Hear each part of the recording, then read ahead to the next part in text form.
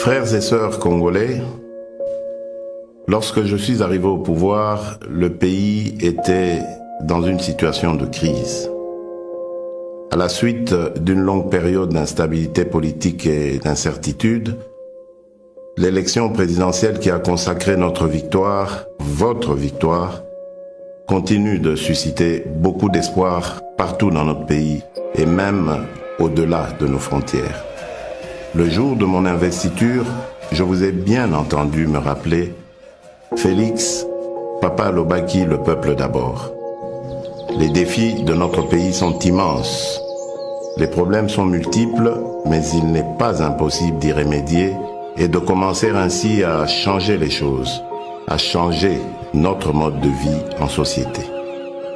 Pour engager le changement, dans le contexte politique particulier de la période après l'investiture, nous avons commencé à travailler avec les moyens à notre disposition. Pourquoi ? Parce que face au désir ardent de changement immédiat qui traverse tout le pays, nous avions décidé de ne pas croiser les bras en spectateurs passifs. Pourquoi ? Parce que quand on veut changer les choses, on n'attend pas de réunir toutes les meilleures conditions. Nous avons lancé le programme des 100 jours. Ce programme ne va sûrement pas résoudre tous nos problèmes en quelques mois, mais il est un début de solution. Nous avons commencé à doter nos villes de certaines infrastructures routières et d'apporter les réponses dans la production agro-industrielle ainsi que dans le domaine de la santé et dans bien d'autres. Nous avons ouvert plusieurs chantiers un peu partout. Ces chantiers, une fois finalisés, vont soulager déjà quelques-uns de nos problèmes.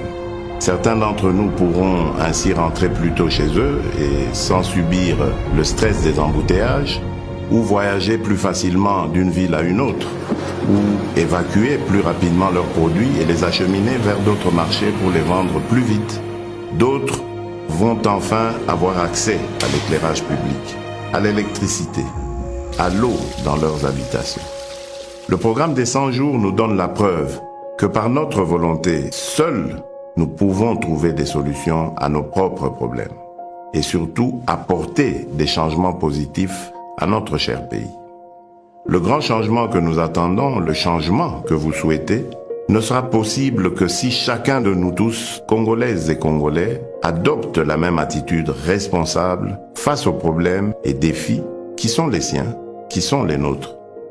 Le vrai changement commence par chacun et chacune d'entre nous. Nous devons changer et incarner le changement partout où nous sommes pour que le pays évolue. Aussi petit soit l'impact de l'action que vous pouvez prendre là où vous êtes, elle reste importante pour atteindre l'objectif, le changement.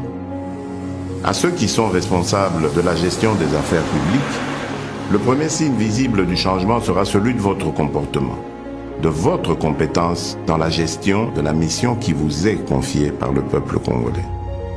Nous sommes au service exclusif des Congolaises et des Congolais. Sachons désormais travailler pour le changement de notre pays. Mes chers compatriotes, chers frères et sœurs, je rêve d'un Congo meilleur.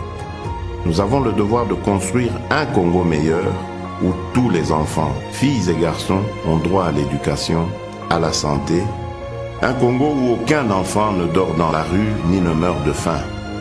Un Congo où toute personne orpheline, veuve, vulnérable ou vivant avec handicap est accompagnée par les institutions de l'État.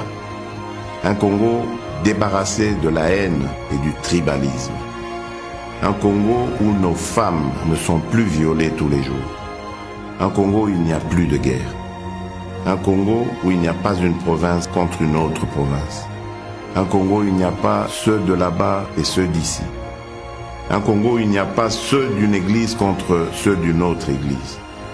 Un Congo où il n'y a pas un camp politique contre un autre camp politique.